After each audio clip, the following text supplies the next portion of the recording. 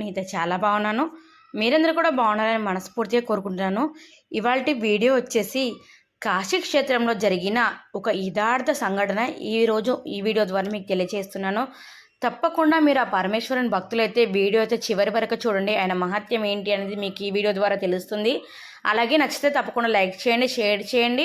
ఇలాంటి మంచి మంచి వీడియోస్ కోసం మన ఛానల్ తప్పకుండా సబ్స్క్రైబ్ చేసుకోండి. పక్కనే బెల్ ఐకాన్ ఉంది కదా, అది క్లిక్ చేస్తే నేను వీడియో అప్లోడ్ చేసిన వెంటనే నోటిఫికేషన్ మీ వరకు ఈజీగా వచ్చేస్తుంది. నా పేరు శ్రావణి, మీరు చూస్తున్నారు అంతా శివోహం ఛానల్. ఒక ఊరిలో ఒక పేద కుటుంబం జీవిస్తూ ఉండేది. ఆ ఇంట్లోని వారందరూ ధార్మికులు, దైవభక్తి కలవారు. ఆ ఇంట్లో ఒక చిన్న పిల్లవాడు ఉండేవాడు. వయసులో చిన్నవాడైనా భక్తిలో మాత్రం అందరికీ ఆదర్శంగా ఉండేవాడు. తనకి ఆటల యందు అస్సలు ఆపేక్ష ఉండేది కాదు. ఒకసారి ఆ పిల్లవాడు తన తాతగారితో కలిసి ఒక సత్సంగానికి వెళ్ళాడు. అక్కడ ఒక సాధువు కాశీ మహత్యం చెప్పడం ప్రారంభించాడు. ఆ పసితనంలోనే ఆ పిల్లవాడికి కాశీ దర్శించుకోవాలనే కోరిక మనసులో దృఢంగా నాటుకుంది. ఎలా వెళ్ళాలో తెలియదు. అతని ఇంట్లో వారు కూడా ఎన్నడూ కాశీకి వెళ్ళలేదు. తను అందరినీ కాశీ గురించి అడుగుతూ ఉండేవాడు. ఇలా ఉండగా ఒకరోజు పెద్ద వర్షం పడుతుండగా ఒక పిడుగుపాటు వారింటిపై పడి ఇంట్లో వాళ్ళందరూ కూడా మరణించారు. ఆ సమయంలో ఇంట్లో పిల్లవాడు లేకపోవడం వల్ల అతను ఒక్కడే బతికాడు. ఇక ఒక్కడే అనాథలా మిగిలిపోయాడు. ఆ చిన్నవాడు రోజు తన వాళ్ళను తలుచుకుంటూ బాధపడుతూ ఏడుస్తూ ఉండేవాడు. ఆ పిల్లని చూసి ఊరు వారంతా బాధపడేవారు, కానీ ఒక్కరు కూడా ఓదార్చలేకపోయేవారు. అప్పుడు ఆ ఊరికి ఆ సాధువు మళ్ళీ వచ్చాడు. ఆ సాధువు ఈ అబ్బాయి దగ్గరకు వచ్చి, ఎందుకు అనవసరంగా బాధపడుతూ సమయాన్ని వృధా చేసుకుంటావు? ఏ బంధము శాశ్వతం కాదు నాయన. జన్మనిచ్చిన తల్లిదండ్రులు వెళ్ళిపోవచ్చు, కానీ ఈ విశ్వానికి తండ్రి అయిన ఆ కాశీ విశ్వేశ్వరుడు అతనే మన తండ్రి. అతను అనాథనాథుడు. అతను ఉండగా ఎవరూ అనాథలు కారు. ఆయన్నే ధ్యానిస్తూ ఉండు, నిన్ను సదా రక్షిస్తూ ఉంటాడు అని చెప్పి వెళ్ళిపోయాడు. ఆ సాధువు మాటలతో సేద తీరి తన దుఃఖాన్ని మరచి మళ్ళీ కాశీ విశ్వేశ్వరునిపై తన దృష్టి నిలిపాడు. ఒక గుడిసె కట్టుకొని కాశీ విశ్వనాథుడే తన తల్లి తండ్రి అని వాళ్ళ దగ్గరకు వెళ్ళడమే జీవిత ధ్యేయమని నమ్మి ఎంతో శ్రమించసాగాడు. చదువు లేదు, ఏ పని చేత కాదు. ఇది వరకు పనిచేసిన అనుభవం కూడా లేకపోవడం వలన ఒక చోట ఒక పనిలో చేరాడు. తను కాశీకి వెళ్ళలేదు కనుక కాశీని దర్శించుకొని వచ్చిన వారిని కాశీ గురించి అడిగేవాడు. కాశీకి వెళ్ళడానికి ఎంత ఖర్చు అవుతుందో తెలుసుకొని తన సంపాదనలో కాస్త దాచాలని నిర్ణయించుకున్నాడు. రోజు 3 పూటలు తినడానికి కూడా తన సంపాదన సరిపోయేది కాదు. అయినా తను వాటిలోనే సగం దాచి కాశీకి చేరాలని నిర్ణయించుకున్నాడు. కాశీ విశ్వనాథుడిని, విశాలాక్షి అమ్మవారిని, అన్నపూర్ణాదేవిని, డుండి గణపతిని, కాలభైరవ స్వామిని తన మనసులోనే ఊహించుకుంటూ ప్రతిరోజు స్నానం చేసేటప్పుడు గంగమ్మలో స్నానం చేసే భాగ్యం ఎప్పుడు కలుగుతుందో అనుకుంటూ, అన్నం తినేటప్పుడు అన్నపూర్ణమ్మను చేతి వంట తినే మహాభాగ్యం ఎప్పుడు కలుగుతుందో అనుకుంటూ నిరంతరం కాశీ ఆలోచనలతోనే గడుపుతుండేవాడు. అలా 20 సంవత్సరాలు ఎంతో కష్టపడి పొదుపు చేసి దాచుకున్న డబ్బులతో రేపే కాశీకి వెళ్దాం అనుకొని ఆనందంతో నిద్రపోయాడు. రాత్రికి రాత్రే అతని ఇంట్లో ఒక దొంగ తను దాచుకున్న డబ్బంతా దోచుకుపోయాడు. ఉదయం లేచి కాశీ యాత్రకు బయలుదేరదాం అనుకుంటుండగా తను దాచుకున్న డబ్బు కనిపించలేదు. వేసిన గొల్లం వేసినట్లే ఉంది. డబ్బు ఎలా పోయింది అనుకుంటూ గుడిసంతా ప్రతి అంగుళం వెతికాడు, కానీ డబ్బు కనిపించలేదు. అతని బాధకు అంతే లేదు. తన ఆశలన్నీ అడియాశలైపోయాయి. ఆ శరీరంతో విశ్వేశ్వరుని దర్శించలేడు కనుక చనిపోయిన విశ్వేశ్వరుని కలవాలనుకున్నాడు. వెంటనే వెళ్ళి ఒక బావిలో దూకాడు. మునిగిపోతూ స్పృహ కోల్పోయాడు. తనకు స్పృహ వచ్చేసరికి ఒక గట్టు మీద ఒక ఆవిడ ఒడిలో పడుకొని ఉన్నాడు. ఆవిడ ఎవరో తెలియదు, ఎక్కడున్నాడో తెలియదు. ఆవిడ అతన్ని ఒక చోటుకు తీసుకొని వెళ్ళింది.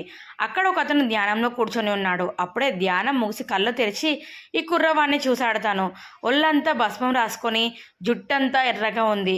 జడలు కట్టిన జుట్టుతో ఉన్న అతన్ని చూస్తే ఈ కుర్రవాడికి తెలియని భక్తి భావం కలిగింది.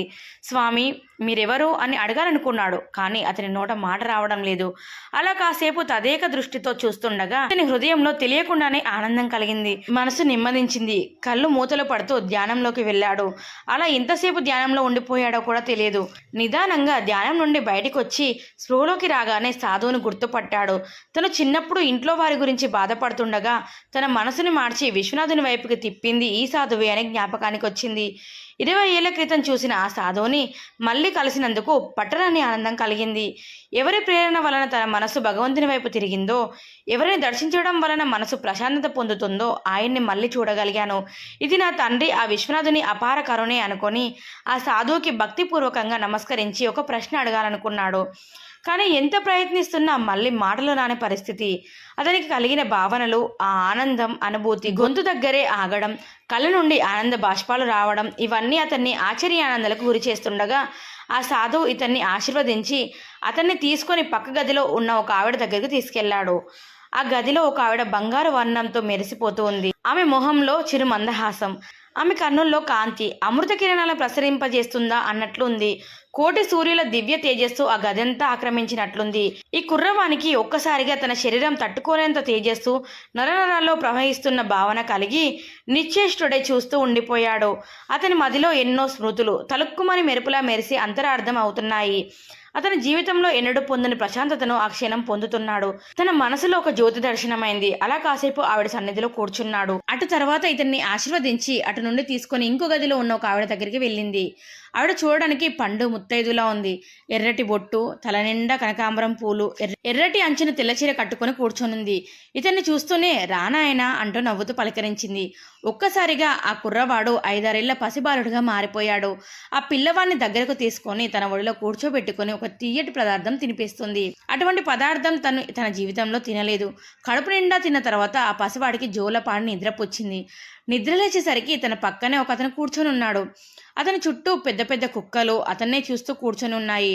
అతని రూపు చూడడానికి భయంకరంగా ఉన్న తన మొహంలో చిరునవ్వు ఇతన్ని విశేషంగా ఆకర్షించింది. అతను ఈ కుర్రవాడితో ఇలా అన్నాడు. కుక్క ఒక విశిష్టమైన జంతువు, విశ్వాసానికి ప్రతీక. తన వారు ఆపదలో ఉంటే ప్రాణాన్ని కూడా లెక్క చేయకుండా ఎంత పెద్ద శత్రువుతోనైనా పోరాడుతుంది. అటువంటి జీవికి ఆహారం పెడితే శత్రు బాధలు ఉండవు అని చెప్పాడు. తర్వాత అతన్ని తీసుకొని ఒక చిన్న గున్న ఏనుగు దగ్గరికి వెళ్ళాడు. ఆ ఏనుగు ఇతన్ని చూస్తూనే ఆనందంతో గెంతుతూ దాని తొండంతో తన మీద కూర్చుండబెట్టుకొని ఆ నగరం అంతా ఉత్సాహంగా తిరిగింది. ఈ నగరాన్ని అతను అంతకు ముందు ఎన్నడూ చూడలేదు, కానీ అనువనువున పవిత్రతతో భావిస్తుంది. ఎంత చూసినా తనని తీరడం లేదు. అలా తిరిగి తిరిగి ఇద్దరు ఒక పెద్దావిడ దగ్గరికి చేరుకున్నారు. ఆవిడ ఇద్దరికి కడుపు నింపి సేద తీర్చింది. మళ్ళీ తనకు మంచి నిద్ర పట్టేసింది. అప్పుడు అతనికి ఒక కల వచ్చింది. ఆ కలలో తను చూసిన వారంతా మళ్ళీ కనిపించారు. ఆ సాధువు అతనితో, నువ్వు నన్ను ఏదో అడగాలి అనుకుంటున్నావు కదా, అదేమిటో ఇప్పుడు అడుగు అన్నాడు. ఆ కుర్రవాడు, స్వామి, చిన్నప్పుడు మా ఊరిలో నా దుఃఖాన్ని పోగొట్టి విశ్వనాథుని వైపు మనసు తిప్పిన ఆ సాధువు మీరే. మీ వల్లనే నేను ప్రేరణ పొంది సర్వేంద్రియాలను నా తండ్రి వైపు నిలపగా మిమ్మల్ని మళ్ళీ ఇన్ని సంవత్సరాలు కలవడంతో ఎంతో ఆనందంగా ఉన్నాను. ఇక్కడ నాకు కలుగుతున్న అనుభూతులలో మాటల్లో వర్ణించలేనిది. నేను చూస్తున్నదంతా కళ నిజమా అనే భ్రమలోనే ఉన్నాను. కానీ నా సందేహాలు ఇవి. నేను ఎక్కడున్నాను, ఇక్కడకు ఎలా వచ్చాను, మీరంతా ఎవరు అని ప్రశ్నించాడు. ఎందుచేత నన్ను ఇంతలా ఆదరిస్తున్నారు, మీ అందరి ఆదరణ పొందడానికి నేను చేసుకున్న పుణ్యమేమిటి అని అడిగాడు. అప్పుడు ఆ సాధువు ఇలా చెప్పాడు. నిన్ను బావిలో మునిగిపోతుండగా కాపాడిన ఆవిడే గంగా. నువ్వు ఇన్నేళ్ళు చూడాలని పరితపించిన ఆ విశ్వనాథుడిని నేనే. బంగారు వర్ణంలో మెరిసిపోతున్న ఆవిడే విశాలాక్షిదేవి. నీకు కడుపు నిండా అన్నం పెట్టిన పెద్ద ముత్తైదువ అన్నపూర్ణాదేవి. కుక్కలు నాడిస్తూ కనిపించిన అతనే కాలభైరవుడు. నిన్ను తన మీద కూర్చోబెట్టుకొని తిరిగిన గున్న ఏనిగే మా డొండి గణపతి. నువ్వు చూసిన నగరమే ఇన్నేళ్ళు నువ్వు కలలు కన్నా పరమ పవిత్రమైన కాశీనగరం అని వివరించాడు. ఇప్పుడు నీ కోరిక నెరవేరిందా అని అడిగాడు. అతనికి నాకు చెప్తుంటేనే గూస్ బంప్స్ వస్తున్నాయి. ఈ కథ మీతో పంచుకోవడానికి నేను చాలా ఆనందపడుతున్నాను. నాకు రోమాలు నిక్కబొడుచుకుంటున్నాయి ఈ కథ మీతో చెప్తుంటే. అతనికి మిక్కిలి ఆనందం కలిగి ఆనందాశ్రువులతో స్వామివారి పాదాల మీద వాలి స్తుతించి మళ్ళీలా ప్రశ్నించాడు. తండ్రి, నా చిన్నప్పుడు కనిపించి దిశానిర్దేశం చేసి కాశీని చేరుకో, ఇక్కడ కొలువే ఉన్న నిన్నే సేవించమని చెప్పావు. నీ ఆజ్ఞను శిరోధార్యంగా భావించి కష్టసుఖాలను లక్ష్యం పెట్టక ఇన్ని సంవత్సరాలు ఎన్ని కష్టాలు ఎదురైనా నీ నామస్మరణ వీడలేదు. అయినా నేను కాశీకి అనుకున్న విధంగా ఎందుకు రాలేకపోయాను? అప్పుడు స్వామివారు ఇలా అన్నారు. నాయనా, అంతకంటే ముందు నీ పూర్వజన్మ వృత్తాంతం తెలుసుకోవాలి. నీవు పూర్వజన్మలో ప్రస్తుతం నువ్వు పనిచేస్తున్న జమీందారు ఇంట్లోనే 2 తరాల ముందు జన్మించావు. నీకెంత సంపద ఉన్నప్పుడు ఎప్పుడు దాన ధర్మాలు చేయలేదు. ధనం ముందు మిక్కిలి ఆశ ఉండేది. నీ దగ్గర పనిచేస్తున్న వారికి సమయానికి జీతం ఇచ్చేవాడివి కాదు. ఇలా నీకు 80 సంవత్సరాలు వచ్చేంత వరకు ధనమందే ఆశపోలేదు. అప్పుడు మీ ఊరికి ఒక యోగి వచ్చాడు. నీ అదృష్టవశాత్తు నువ్వు ఆయన సత్సంగానికి వెళ్ళావు. ఆయన మాటల్లోని వేదాంతానికి ఆకర్షితుడవయ్యావు. నీ ప్రవర్తనలో పరివర్తన వచ్చింది. ఆ యోగికి శిష్యుడవైనావు. పేదలకు దానాలు చేసి ఆ యోగితో కలిసి కాశీకి ప్రయాణమయ్యావు. కానీ నీ వయసు సహకరించక మార్గ మధ్యంలోనే కాలం చేశావు. నీ చివరి క్షణాల్లో కాశీకి వెళ్ళాలి అనుకోవడం వల్ల ఒక సత్పురుషునికి భోజనం పెట్టుట వలన విశేష పుణ్యఫలం లభించింది. కానీ అంతకు ముందు చేసిన పాపకర్మలు కూడా నువ్వు అనుభవించక తప్పదు కనుకనే అదే ఊర్లో ఒక నిరుపేదగా జన్మించి పసి వయసులోనే అనాథ అయ్యావు. 80 సంవత్సరాలు అందరినీ బాధ పెట్టినందుకు అందులో 4వ వంతు అంటే 20 సంవత్సరాలు మాత్రమే నువ్వు కష్టపడ్డావు. ప్రతి క్షణం నామస్మరణ చేసినావు కాబట్టే ఈ రోజు నీకు మా అందరి దర్శన భాగ్యం కలిగింది. నువ్వు కాశీకి రావాలని ప్రయాణ ఖర్చుల కోసమే దాచిన డబ్బును దోచుకున్నది నేనే అన్నాడు మహాదేవుడు. ఆ కుర్రవాడు, స్వామి, ఎందుకని మీరు నేను దాచుకున్న డబ్బును దొంగలించారు? అవి లేకపోతే నేను కాశీకి ఎలా రాగలను? ఏమి మీ ఆట అని అడిగాడు. అప్పుడు విశ్వనాథుడు ఇలా అన్నాడు, నేను దొంగలించినది నీ డబ్బును కాదు, నీ కర్మను మాత్రమే. నీ కర్మలకు ప్రతిఫలం ఆ ధనం కనుక ఆ కర్మలను నేను దోచుకున్నాను. అవి లేక నీవు కాశీకి ఎలా రాగలవు అనే కదా నీ సందేహం. చెబుతాను విను. పరీక్షించకుండా దేని విలువ బయటపడదు. నన్ను నమ్మిన ప్రతి భక్తుడిని మొదట పరీక్షిస్తాను. అప్పుడే తన స్థాయి ఏమిటో అందరికీ తెలిసి ఆదర్శనీయుడు, పూజనీయుడు, అనుసరించుటకు యోగ్యుడవుతాడు. నీవు తీవ్ర మనస్తాపానికి గురై దేహత్యాగం చేసి నన్ను చేరుకుందాం అనుకున్నావు. కానీ ఆత్మహత్య దోషం మళ్ళీ జన్మజన్మాంతరాలు కట్టి కొడిపేస్తుంది. ఆ దోషం నీకు అంటకుండా కాపాడవలసిన కర్తవ్యం నాదే. అందుకే నిన్ను గంగమ్మ రక్షించింది. ఏ ఇతర కారణాల వల్ల అయినా ఏ జీవుడైనా ఆత్మహత్య చేసుకుంటే ఆ దోషానికి తగిన ప్రతిఫలం అనుభవించాల్సిందే. నువ్వు ఎక్కడైతే దేహత్యాగం చేయాలనుకున్నావో అదే స్థలాన మా అందరి దర్శన భాగ్యం నీకు కలిగింది. అక్కడే కాశీనగరం ఏర్పడింది.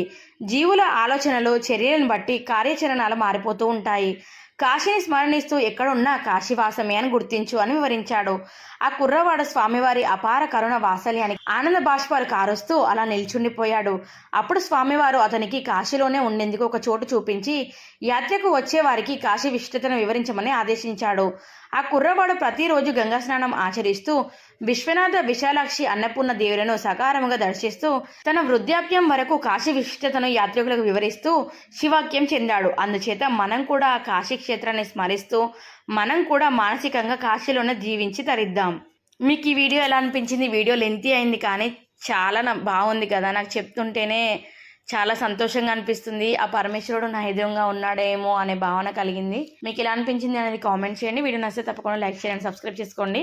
Thank you for watching.